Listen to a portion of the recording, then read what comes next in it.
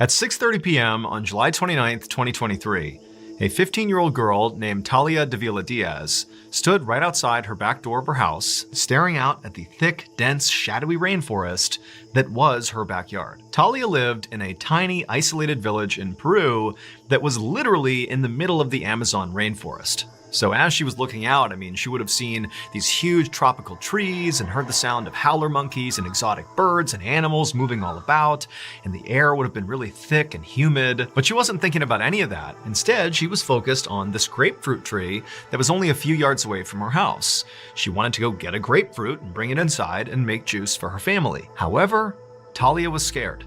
And she was scared for two reasons. The first reason was this was the Amazon, an inherently dangerous place, especially at night. There were loads of predators out there, like snakes and jaguars. But the other reason she was scared was that she was worried there could actually be something worse out in the rainforest, worse than any predators she was used to. And that was because over the last couple of weeks, people in Talia's village had been claiming they were seeing these shadowy figures lurking in the tree line with these bright green eyes that would occasionally seem like they were hunting the people of the village. Like anytime they went out, it was like these figures were kind of lurking off in the distance, but nobody knew what they were. The rumor around the village was that these shadowy figures were actually pelikaras, which translates literally to face peelers. People in Talia's village believed that pelikaras were foreigners who would kidnap locals and cut their throats and peel the skin of their face off and then sell their body fat on the black market. And the locals were so freaked out that pelikaras could be around that they began performing nightly patrols to keep the villagers safe. So Talia, again, was very scared to even leave her house at this point. But she was also trying to be reasonable.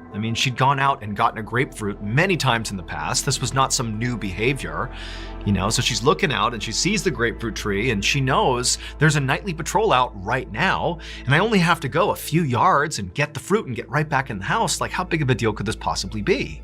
And so after taking one more look around and not seeing anybody or hearing anything that was out of place, she took a breath and then rushed out to the tree. She grabbed a grapefruit, and as she was turning around, she froze because her worst nightmare had just been realized. Now, standing between her and her back door were these two hulking dark figures.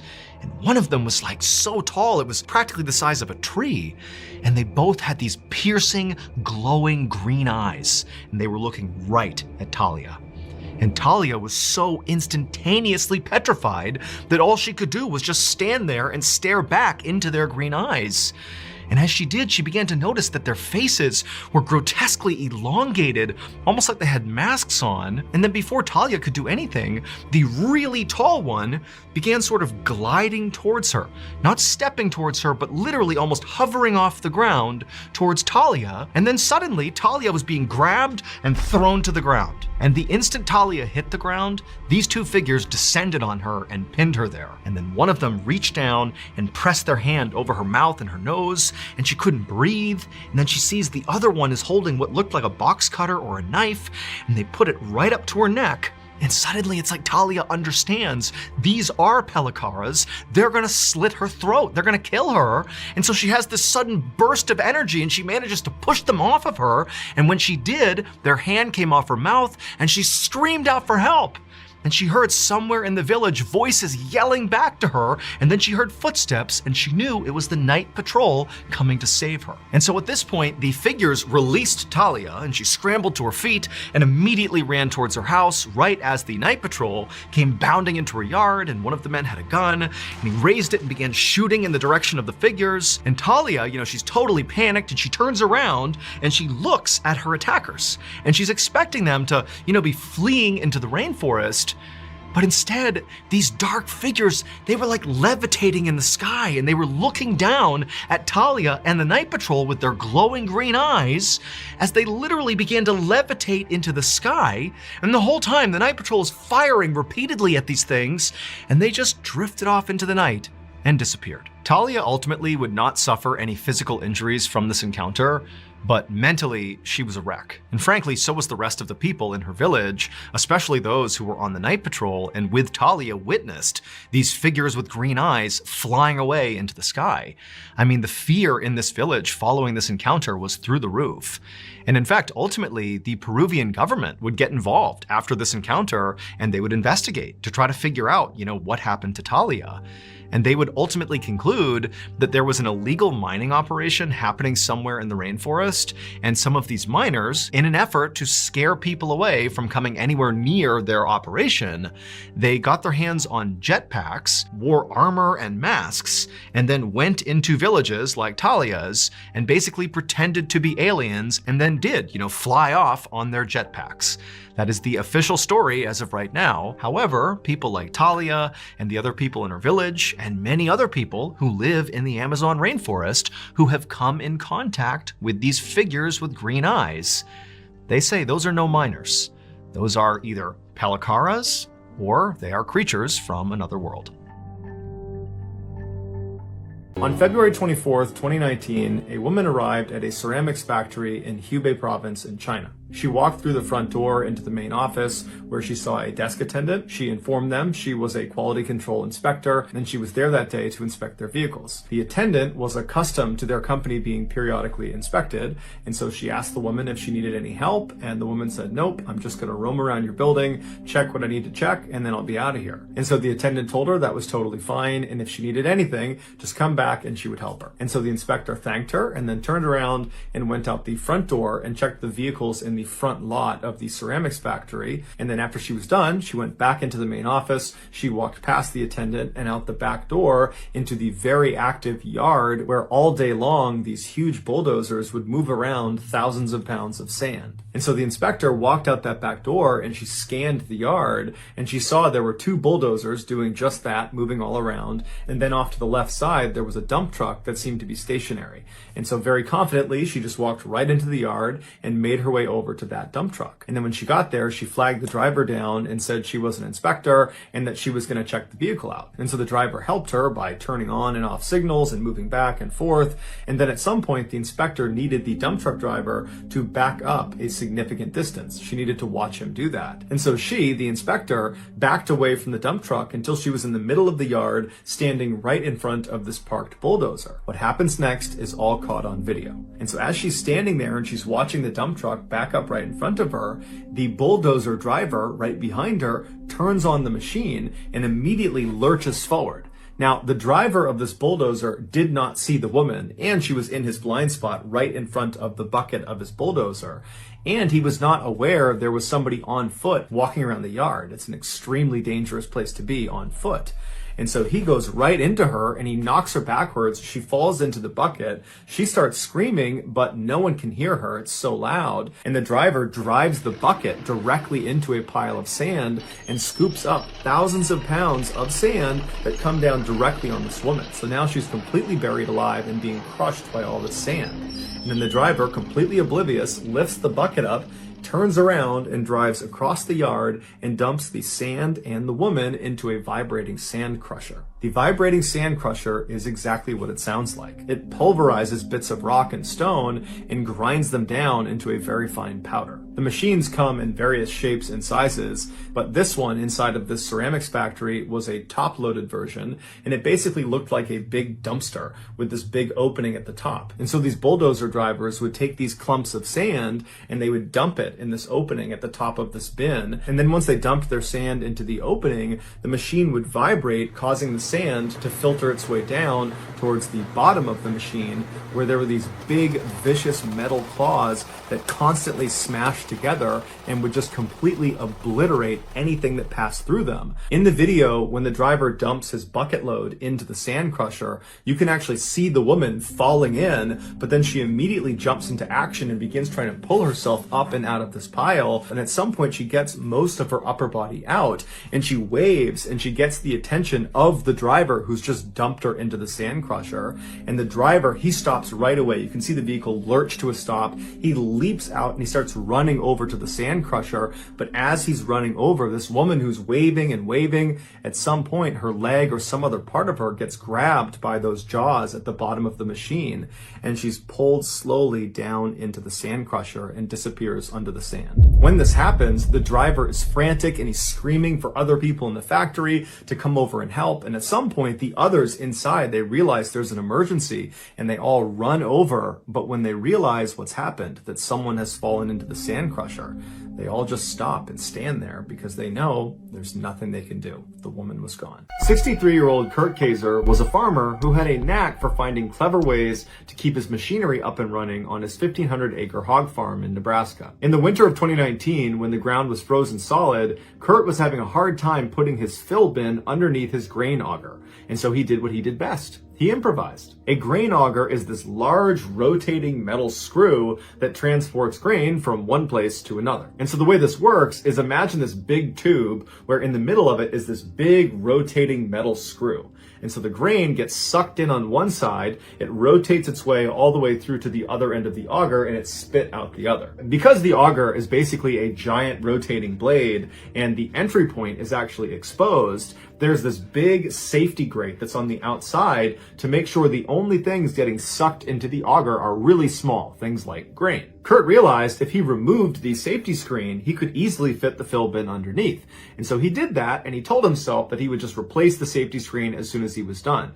But it turned out, once that safety screen was gone, the machine actually worked a lot better. And after a couple of days of operating the auger without the screen, he just kind of forgot about it. Fast forward a few months to April 19th, 2019, and Kurt needed to move some grain from one bin to another. And so he fired up the auger that still did not have the safety screen on the outside of it, and as he was walking right near the entrance to the auger, he tripped, and he fell feet first into the opening of the auger. And right away, his left foot got sucked up into the rotating metal screw, and before he'd even fallen back onto the ground, he could tell his left foot had been cut clean off. But that wasn't the worst of it, because the rest of his leg was still getting pulled into the shaft. That screw was going to keep on turning, and he could not get to the turn-off switch. And so he immediately starts fumbling for his phone, and he realizes he doesn't have it on him. He left it in the shed. And so he's got no way to call anyone. There's no one anywhere near him. No one's going to hear him scream. And so Kurt's looking around, wondering what he's going to do as he can feel himself being pulled closer and closer to the machine. But in that moment, the adrenaline was so high for Kurt that he felt no pain. He only had one thought: survive. Kurt realized he had his pocket knife. He always carried it with him. He pulled it out. It was a 4-inch blade, and he realized he could cut his leg off. But he had to time it right. If he didn't cut through fast enough, the auger would rotate all the way around and would pull more of his leg, the area he was cutting, into the auger. So he'd have to start all over again. And so he watched the rotating screw until he could clearly see a break in his leg, and he timed it so he reached down and cut through his leg as fast as he could right before the rotation of the auger caught up again. And as soon as he cut through, he fell backwards, rolled onto his stomach, and began army crawling all the way 200 meters back to his shed, where he pulled himself up inside, he got his phone, and he called his son, and he very calmly told him that he had his leg cut off in the auger. Kurt was soon airlifted to a hospital where doctors were able to perform a real amputation on him. For a little while after his accident, Kurt was a celebrity. He was all over the news. But apparently, he just did not care at all about that. All he wanted to do was put a prosthetic on and go back to work. And sure enough, only a few weeks after having his leg ripped off by an auger, he was back out working on an auger with a prosthetic leg. Chichijima is a small Japanese island about 500 miles south of the Japanese mainland. During World War II, the Japanese put a base on this island, and they put 2 radio towers at the top of the 2 mountains on the island. These radio towers became integral to the Japanese communication and surveillance operations in the Pacific during the war. And so at that time, the island was heavily fortified with up to 25,000 troops and huge anti-aircraft guns. Because of the island's obvious strategic value to Japan, the Americans wanted to take it from them. But American military strategists advised against that, saying that any amphibious landing of this island would result in massive casualties for Americans, and the Japanese would likely just repel the attack anyways. And so the Americans decided to go with the next best thing, which was to attempt to bomb the 2 towers and cut out their communications. So in June of 1944, American aircraft carriers, which are those huge ships that planes can take off of and land on, they headed for the island of Chichijima. And once the island was completely surrounded, the Americans began launching their pilots to try to take out these towers. But the Japanese fought back in a major way, and despite taking heavy casualties on their side, they repelled every American air raid and kept them from bombing their towers. After several months of these failed missions over Chichijima, the American military leaders were incredibly frustrated. They knew this was going to be a difficult mission, but they didn't expect it to be this difficult. However, this island was so strategically important that the Americans knew they had to just keep on sending pilots in until they took out these towers. And so in September of that year, the Americans were back to planning another raid over Chichijima Island, and one of the pilots selected to go on this particular raid was a 20-year-old named George, who actually was the youngest pilot in the United States Navy at the time. But despite his age, he'd actually flown in several combat missions already and had actually been shot down already and had to eject into the ocean and was subsequently rescued. On the morning of this raid, George, along with his two-man crew, which was his radio operator named Dell and his door gunner named Ted, they boarded the plane, and then at 7:15 a.m., George and his crew took off, along with dozens of other American aircraft that were part of this operation. George immediately climbed above 8,000 feet because that would put them outside of anti-aircraft gun range. And so the way this mission would work is all these pilots would fly over the island, and then in order to drop their bombs, they would have to dive down below 8,000 feet and then manually drop their bombs and then try to get back up above 8,000 feet and out away from the island. And so George had run missions like this before, and so he was one of the first to actually make that dive down to the island. And as soon as he went below 8,000 feet, the island just erupted with anti-aircraft gun fire. And so all these rounds are coming up, flak is popping all over the place, and George almost immediately notices the side of his plane gets hit. But the plane's stable enough that he decides he's just going to keep on diving down and complete the mission. And he's yelling back to Ted and to Dell to hold on, and they get all the way down to 3,000 feet when George releases two 500-pound bombs that are direct hits on the radio tower he was assigned to bomb. But at this point, George's plane is now engulfed in flames. It can barely fly, and so George is again yelling at Ted and Dell to hold on. He's pulling back on the lever, and he begins to turn himself away from the tower out towards the water, and he manages to fly away from the island, but he can feel the plane starting to go down. Now, George had previously been shot down before, and what he learned from that is how important it was to fly as far away from the enemy as you possibly can before you bail out of your plane. Because if you bail too early and you land in the water right near where the enemy is, you'll just get captured. And so George was holding on to that lever and keeping his plane up as long as he possibly could. And so he's flying and getting lower and lower and lower and closer to the water, and Ted and Dell are yelling at him that they gotta jump out. Meanwhile, outside, the other planes that had sustained damage, the other American planes, their crews are already bailing out. But George is saying, no, hold on. And he keeps going farther and farther until he's so close to the water that it's practically too late. And then he gives the order to jump out of the plane. George abandons his controls. He leaps out the door and he hits his head on the back of the plane as he leaps out. But his chute would open up right before he hit the water, and it would save his life. As soon as George hits the water and he comes up for air, he's under his parachute. And so he's trying to get his parachute away to get a breath of air. He disconnects his parachute from his shoulders. He clears the parachute and he's looking around, and he sees his plane that is now being flown by no one go crashing directly into the water. And so immediately he's looking around for Ted and Dell's parachute to make sure they're okay, but he doesn't see any parachutes anywhere. However, George notices a life raft from his plane had miraculously just landed like 10 feet away from him. So he swims over to the life raft, he climbs inside, and once he's in there, all he's thinking about is Ted and Dell. So he's yelling for Ted, he's yelling for Dell, but he's not getting a response. And so George turns around in the raft. So now he's facing towards the island, and to his horror, way off on the horizon, right near the edge of this island, are Japanese patrol boats that are speeding in his direction. He knows they're coming to get him and the other people that had jumped out of these planes. And so George turns back around, he leaps onto his chest on the front of this raft, and he starts using his hands to swim as fast as he can away from this island. The whole time he's screaming out for Ted and Dell in hopes he's going to find them. Little did he know that both of them had not survived the crash. One had not even jumped out of the plane and had died on impact, and the other had jumped out, but their parachute had not inflated. And so George is swimming as fast as he possibly can, and he's yelling out for Del and for Ted, and he's looking, but he doesn't hear them, he doesn't see them, and he knows that not only is he not going to find his friends, but there's just no way he's going to outswim these boats. And so at some point, he just turns around and sits in the raft, and he's looking towards these patrol boats, and he knows that at some point they're going to come up here and they're going to capture him.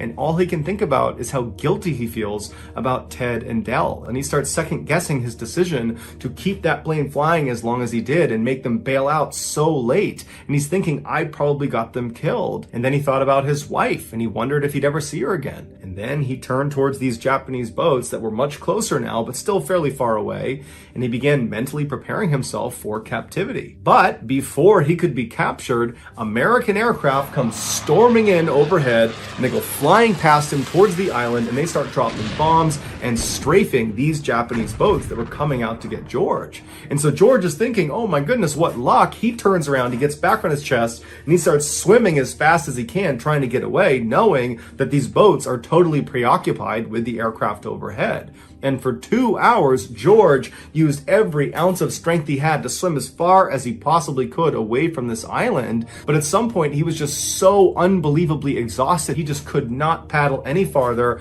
And so he's just laying on this raft when he hears the sound of something coming out of the water, and he turns and he sees the periscope of an American submarine coming out of the water. And seconds later, the crew of this American submarine comes right up alongside him. They grab him out of the raft, they put him in the submarine, and he was saved. Besides George, Ted, and Del, there were 8 other American airmen that had to bail out of their aircraft because they were badly damaged following this raid.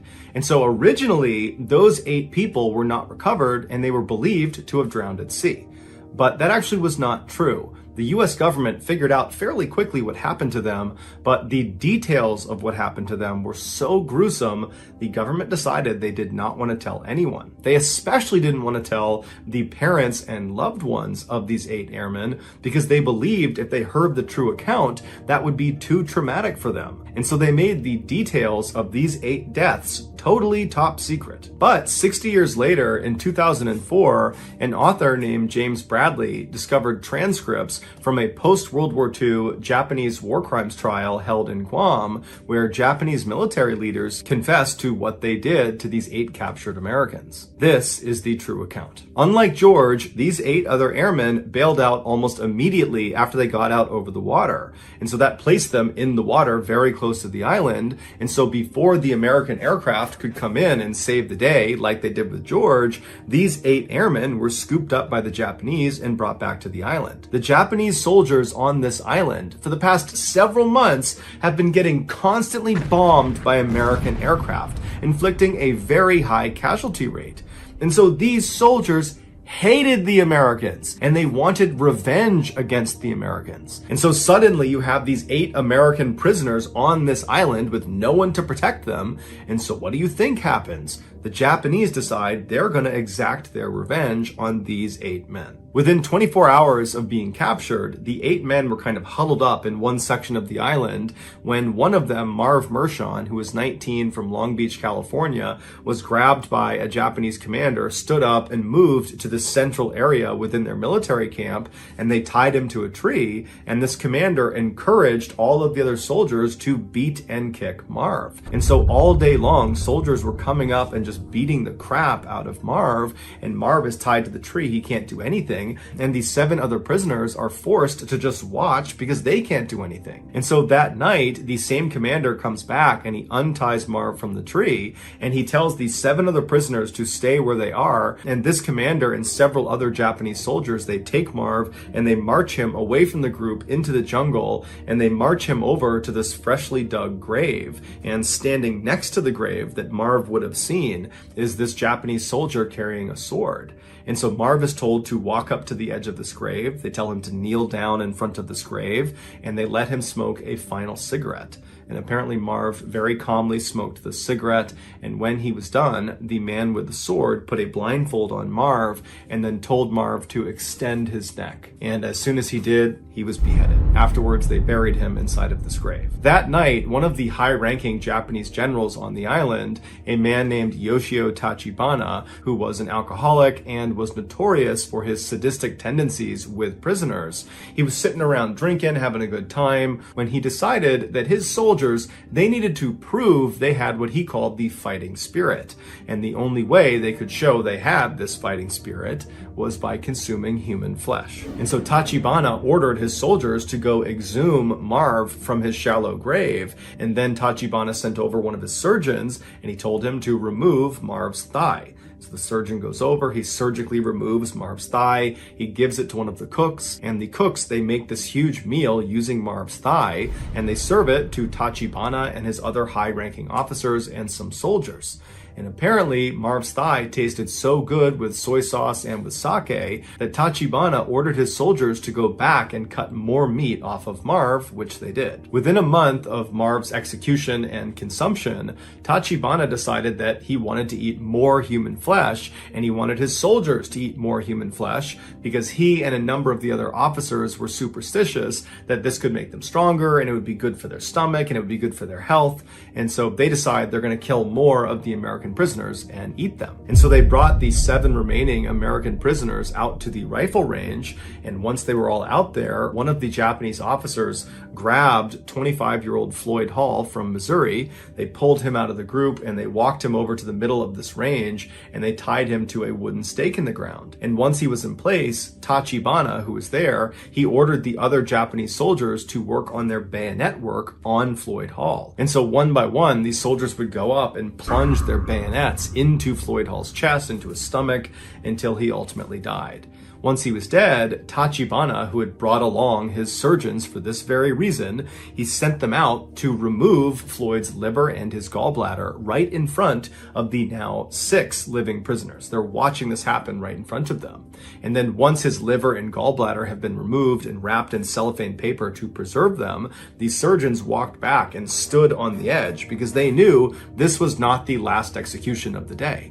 And so the other 6 prisoners are looking around, wondering what's next, and then one of the commanders walks over and he grabs another one of the prisoners. His name was Earl Vaughn. He was 22 years old from Texas, and as soon as he was grabbed, he knew he did not want to face the same fate Floyd did, and so right away he became defiant. He wanted to die more quickly, and so he began yelling Semper Fi at the Japanese, and he kept extending his neck and pointing up at his neck, indicating he wanted a clean and quick death. Behead me. And so the Japanese, they tried to strap him to this wooden post because they wanted the other soldiers to work on their bayonets with him, but it was just too difficult with Earl. He put up such a fight and he kept putting his neck out that finally one of the soldiers did pull him down and he was beheaded. And then again, the surgeons came running out into the field, and in plain sight of the now 5 remaining American captives, they removed Earl's liver and his gallbladder and then wrapped them in cellophane paper to preserve them. And then they took Floyd and Earl's organs and they went back to the cooks to have them prepared. And that night, all the high-ranking officers on the island feasted on Earl and Floyd. Within a few days of Floyd and Earl's murders, the other 5 captives were also executed in a similar fashion, one by one, in front of their comrades. And 2 of those remaining 5 were also consumed. And unfortunately, one of those 2 was not executed beforehand. Instead, they had pieces of their body surgically amputated, and then those pieces would get cooked and eaten. And when they were done eating them, they would just come back and cut off more and more and more until there was nothing left to eat. And at that point, that prisoner was executed. They did this in order to keep their meat fresh. After the war was over, 34 Japanese soldiers, including General Tachibana, were tried for war crimes for their atrocities they committed against these 8 prisoners of war.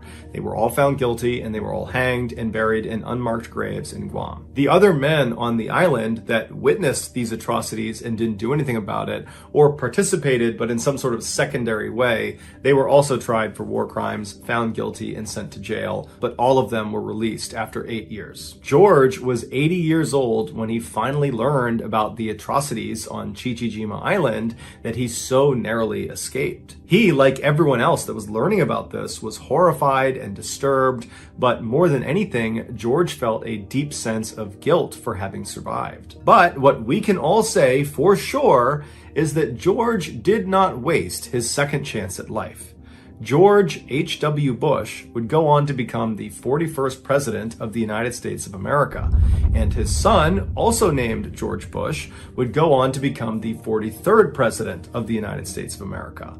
Two world leaders who would change the course of history forever, who never would have been if George Sr. had bailed out of that plane near Chichijima Island just a few seconds earlier. On a snowy morning in 1972, 22-year-old Sotria Kritsonis sat at her bus stop in Seattle, Washington, adjusting her knit cap against the cold. The hat actually still felt pretty weird on her head because just a few days earlier, she had cut her brown hair super short, and so she wasn't quite used to it yet. But despite that, she loved her new hair. In fact, she'd deliberately worn this big hat to hide her haircut, because this would make the reveal to her friends at school that much better.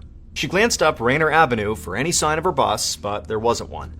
The city's public transportation system was all out of whack that day because of the weather, and Sotria was becoming pretty impatient because now her bus was over an hour late. She'd already missed her first class of the day because of this bus, and now she was in danger of missing her second class. And that's when she heard the beep of a car horn, and a pale yellow Volkswagen Beetle rolled up to the curb right in front of her.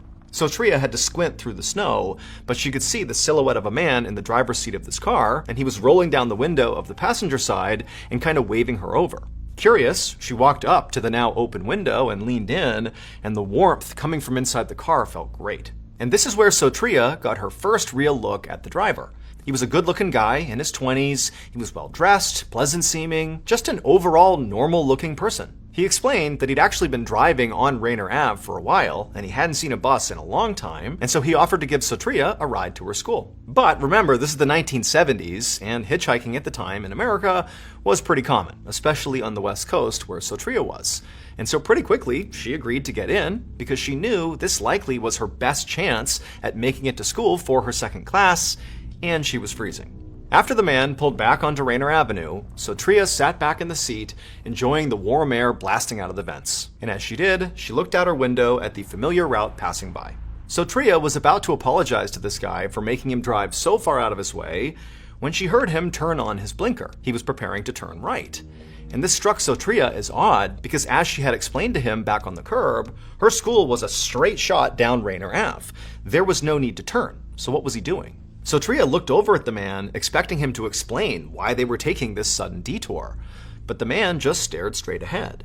And then a moment later, she heard the blinker turned on again, and she looked up and saw they were about to merge onto Interstate 5 southbound, which was definitely not the way to Sotria's school. And now Sotria felt a pang of fear. She opened her mouth to tell this guy he was going the wrong way, but he cut her off. And he looked at her and he said, "You know, it's a terrible idea to take a ride from a stranger." The man kept on talking as he merged onto the highway, but Sotria was not listening at all. Instead, she was fixated on what he was doing with his right hand. His left hand was on the wheel, but with his right hand, he was fishing for something underneath his seat. And so Sotria's mind began to race.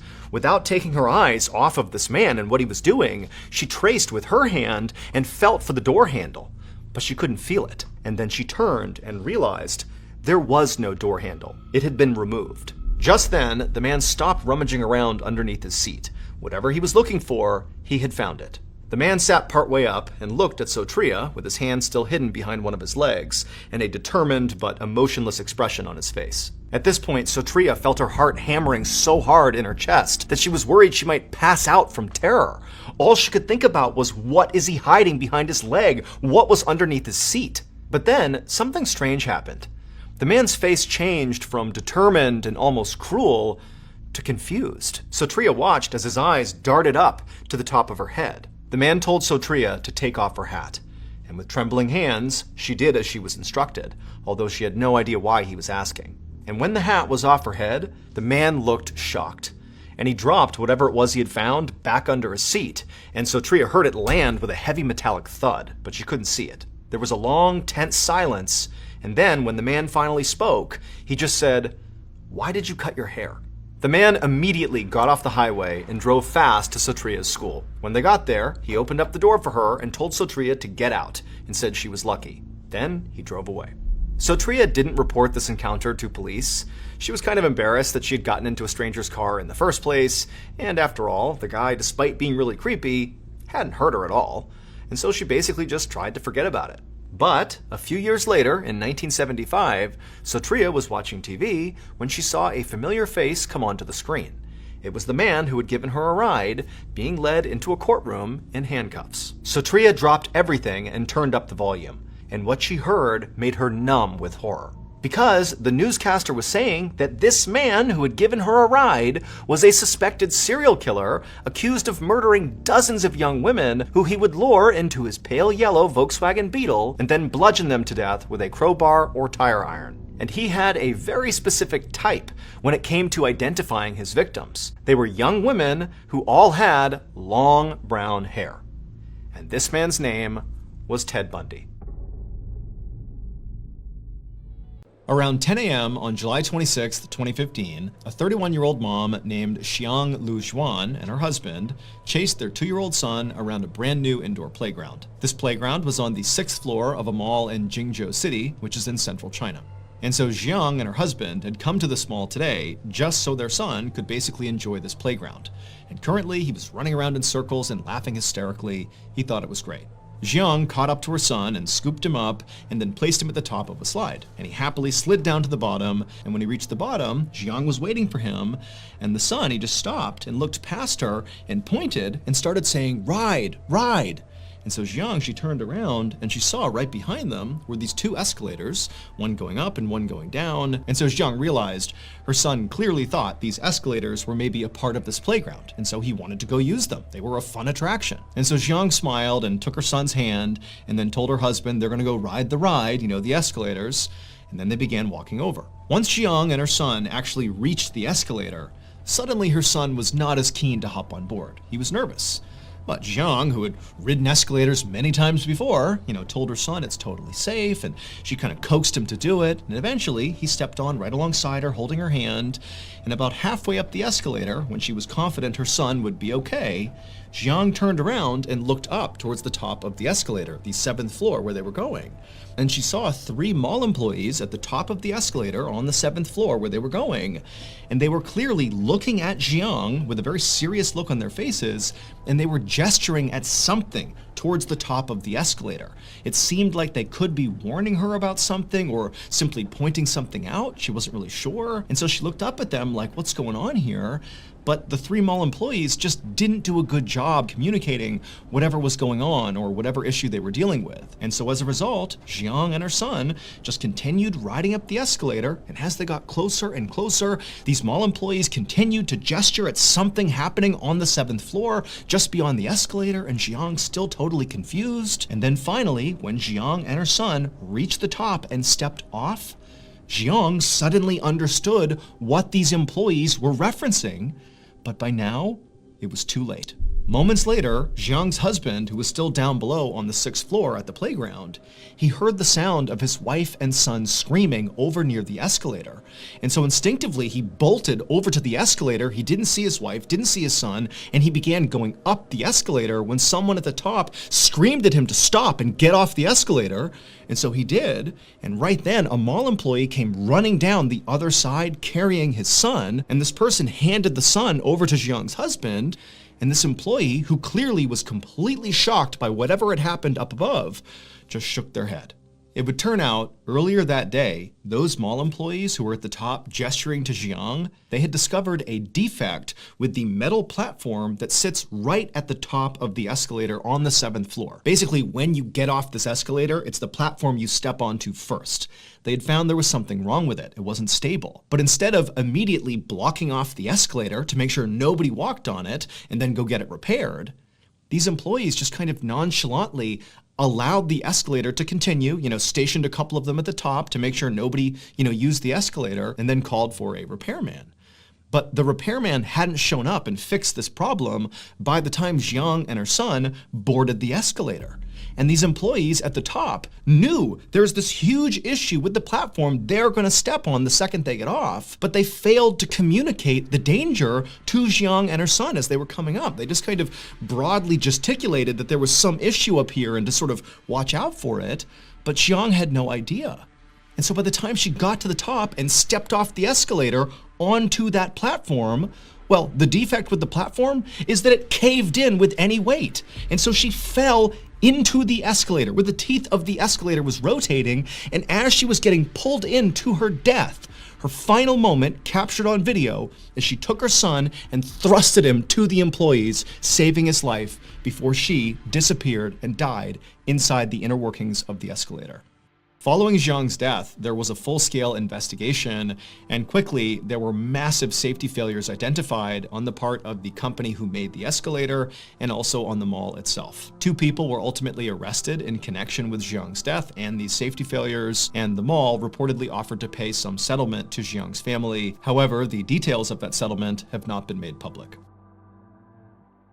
In 2006, 73-year-old Sherman Sizemore was the definition of a man's man. He had spent the bulk of his adult life doing one of the most dangerous jobs in the world, mining for coal in West Virginia. And while he was a coal miner, he apparently had lost track of the amount of times he had nearly been killed from mine shaft collapse and gas leaks. Later on in life, after his kids had all grown up, he had retired from coal mining and become an ordained Baptist minister, and despite his harrowing backstory and burly, intimidating appearance, he was known to be incredibly gentle and very calming to his parishioners. He was also known to be an incredibly devoted grandfather, to the point where if there was a chance to spend time with his grandkids, he would basically throw all of his responsibilities out the window to do that. But in January of that year, something changed in Sherman. He went from being this pillar in the community to being a deranged, paranoid lunatic. It all started on the afternoon of January 19th. Sherman and his wife Ruby were sitting in their home alone on the couch,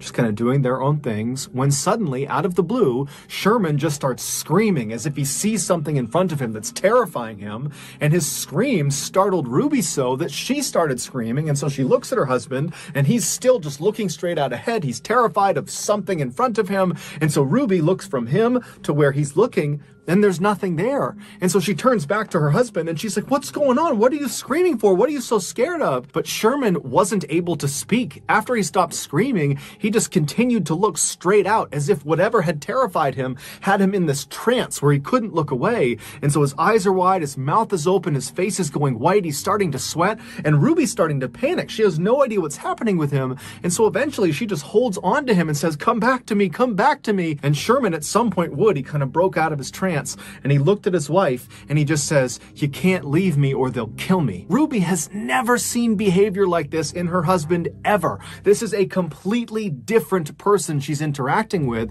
And so she has no idea what to do. And so instead, she just kind of holds on to Sherman and prays that he doesn't start acting like that again. But that didn't happen. All day long, periodically, he would just start screaming about something that Ruby couldn't see. Now, Ruby did consider calling 911 and getting medics out there, but his behavior was so unusual, and he was normally such a rock who was so competent, who was so healthy, that she didn't want to. She felt like he would just kind of get through this, that if they can just get through today and get into tomorrow, that he would be better. And so she just all day was comforting him and just dealing with these episodes. And then finally they got into bed that night, and Ruby's thinking, "Thank goodness we're going to wake up tomorrow and things will be better." But when she woke up the next morning, it was very obvious Sherman had not slept at all. He was looking straight up at the ceiling. He looked worse than the day before. It was obvious that he was not back to normal. And so Ruby called the rest of the family and had them come over to figure out what they were going to do. But when Sherman found out his family was coming to his house,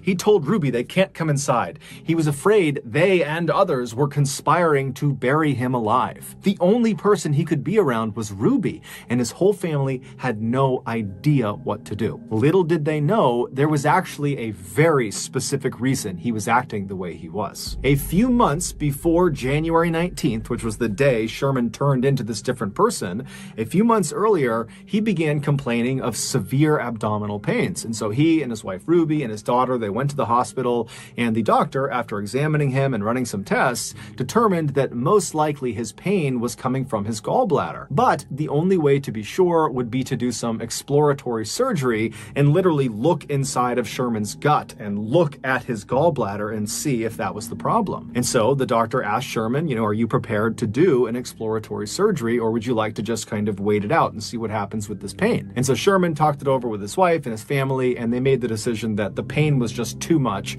and so they would go forward with the surgery. And so on the morning of January 19th, so again, this is the day that Sherman basically loses his mind, he goes into the hospital completely normal. He goes in with his wife, he goes in with his daughter, and he makes his way over to the surgery wing of the hospital. He says bye to his family, and he's put on a stretcher bed, and he's wheeled in and prepped for surgery, and then brought into the operating room. And while he was in the operating room, laying on his stretcher bed, flat on his back, looking straight up at all these bright lights above him, he just struck up some chit-chat with the nurses and doctors who were in the room prepping the room for surgery, and they were also putting the IV into his arm. Then at some point, one of the nurses lowered the oxygen mask onto Sherman's face so the anesthesiologist could administer the 2-drug cocktail that would knock him out for the surgery. Sherman was scheduled to get something known as general anesthesia for this operation, where basically he would be completely out, he wouldn't feel anything, they'd do the surgery, and then he would wake up in recovery. And so once this mask was on Sherman's face, the anesthesiologist began pumping him full of the drugs that would make him be knocked out for the surgery. However, the anesthesiologist only administered one of the 2 drugs necessary for general anesthesia. He administered the paralyzing drug, but he did not administer the actual anesthetic that would knock him out, and most importantly, would get rid of all of his pain. And so as this mask is on his face and Sherman believes he's being given the proper dosage of drugs, the nurse who was nearby told Sherman to go ahead and start counting backwards in his head from 10, knowing full well that Sherman would pass out before he reached 0. And Sherman knew this too. He had been in surgery before, and so he happily began counting in his head. 10, 9, 8, he started to feel something. 7, 6, 5, 4, 3, 2, 1. Boom, he was out. Except he wasn't. When he reached 0 in his head, counting down, he realized he had not passed out. He began taking mental stock of what was going on, and he realized he could completely feel his body. But when he tried to move his body, he couldn't. He was completely paralyzed. When he tried to make a sound, he couldn't, because his vocal cords were also paralyzed. The only thing he could move were his eyes. He could move them left and right. However, they had taped his eyes shut, so he can't see anything. And so Sherman is thinking to himself, okay, I've been given the drugs, maybe they're slow acting, any minute now I'm gonna drift off to sleep and this will just be a distant memory. But after a few seconds, he's hearing the doctors and nurses in the room. He can't see them, but he hears them. They seem to be moving towards doing this operation, and he's still awake. And so Sherman becomes frantic and starts flicking his eyes left and right as fast as he possibly can, and the rapid eye movement actually loosened the tape on both of his eyelids, and it created a tiny slit that he could actually look through. And what he saw terrified him. The surgeon was walking over next to him. He was getting his gloves on, and then the surgeon says, "Scalpel." And the nurse hands him this chrome metallic blade, and the surgeon takes the blade and begins cutting into Sherman's midsection. Sherman felt everything, but Sherman couldn't do anything about it. All he could do was rapidly flick his eyes left and right in hopes one of them would see that he was awake, that he was feeling this. But no one was paying attention to his face, so they didn't see his eyes moving around. And so the surgeon continued to cut into his midsection until he had cut out a fairly significantly sized hole, at which point the surgeon hands the scalpel to the nurse and says, "Clamps," at which point the nurse hands him what looks like a torture device, and the surgeon proceeds to use these clamps to pin segments of Sherman's skin that has just been cut open to his body to basically keep the hole open. And then the surgeon began tugging on the outsides of this hole in Sherman's midsection, making sure it was big enough that he could actually get a good look into his body. And every little tug is sending lightning bolts of pain into Sherman's body, But again, all he can do is flick his eyes left and right, and no one's paying attention. Scope, the surgeon called out for, and the nurse handed him a camera that he jammed into Sherman's gut. And then the surgeon said, suction, and the nurse got what looked like a vacuum and pressed it inside of this open wound and began sucking out fluids from his body. The pain Sherman was experiencing is unimaginable. Every second felt like an eternity. Forceps, the surgeon called, and the nurse handed him these metal prongs that he put inside of this hole in Sherman's body, and he used them to dislodge his gallbladder so he could get a better look at it. By this point, Sherman wanted to die. He was no longer flicking his eyes left and right. He was just looking straight out, hoping someone would finally see him. And someone did. One of the nurses standing next to the surgeon looked up at Sherman's face and saw Sherman looking back, terrified at the nurse, at which point the nurse yelled out, "Stop, he's awake, he's awake!" And the surgeon practically faints, and he looks over at the anesthesiologist and he calls him, "Get over here and fix this." And so the anesthesiologist comes running over from the side of the room. He gets up next to Sherman and begins pumping him full of painkillers. And as he's doing this, he has this moment of clarity. He remembers he didn't give him the anesthetic. And so as these new painkillers that have just been introduced begin to take their effect, Sherman's eyes go from being terrified to glazed over, and he does pass off to sleep. And so now he's out and he can't feel anything. But now the anesthesiologist and the medical team realize they have a very big problem. This patient just experienced 16 minutes of surgery and felt all of it. And at the end of it, when he wakes up, he's going to remember it, and he's probably going to file a lawsuit against the hospital. And so a decision was made. It's unclear if the anesthesiologist acted alone or if the entire team was in on this, but regardless, the anesthesiologist administered an additional drug after giving all these painkillers. This additional drug was called midazolam, but it's better known as the amnesia drug. And like its nickname implies, anyone who gets it will forget what has just happened to them. And so the idea was, by giving him this amnesia drug, he won't remember the trauma he had suffered through during the surgery, and so wouldn't file a lawsuit. And so after he was given this drug, the medical team, they went back to doing the surgery, they completed it, and they got him back out to recovery. And then when Sherman woke up in recovery, he did not remember what had happened to him inside of the operating room, at least not consciously. Those horrible 16 minutes had been implanted on Sherman's subconscious. Basically, his body recognized that he had experienced extreme trauma. However, the amnesia drug wiped away the memory of how he received that trauma. So there's this big disconnect in his memory. And so when Sherman came to in the recovery room, he immediately sensed something was horribly, horribly wrong. He was scared, he was anxious, he had this incredible sense of dread, but he had no memory to tie these feelings to. And so as Sherman is sitting in recovery, he must have tried to kind of hide the way he was feeling because he didn't even remotely understand it. He had been completely happy and normal going into the surgery, and now a couple of hours later, he's a complete mess. And so he leaves the hospital that day on January 19th. He goes back to his house and he sits on the couch with his wife. And as he's sitting there, suddenly these horrible feelings he's having, they become too much. And he basically has a panic attack and he starts screaming out and he's terrified of something, but he doesn't know what it is. And then over the next couple of days, he began having these flashbacks where he would access the actual 16 minutes of torture he went through. But when he would see someone cutting into him and opening his chest up and sucking things out of it, he didn't think, that happened to me and that's why I feel this way. Instead, he thought it was just this horrible nightmare that he couldn't escape from. And so his family did eventually start getting doctors and psychologists and all these people involved to figure out what was wrong with him. But before they could figure it out, the whole situation had just become too terrible for Sherman. And so on February 2nd, just 2 weeks after he came out of that surgery, he would take his own life. His family was unbelievably heartbroken. It didn't seem real that this had happened. And so they would continue to dig and figure out what went wrong. And they would finally get their hands on the medical report from the gallbladder exploratory surgery on January 19th. And after giving it to another doctor to look over, this doctor discovered that Sherman had in fact experienced 16 minutes of something known as anesthesia awareness, where you are awake or feel a portion of your surgery. And shockingly, this happens to 20,000 people a year. However, Sherman's case, forgetting the amnesia drug, just literally what he went through, 16 full minutes of this really intensive surgery that he felt, that is an absolute rarity. That does not happen very often. Sherman's family would go on to sue the hospital, and they would be awarded an undisclosed amount of money from the hospital in 2008.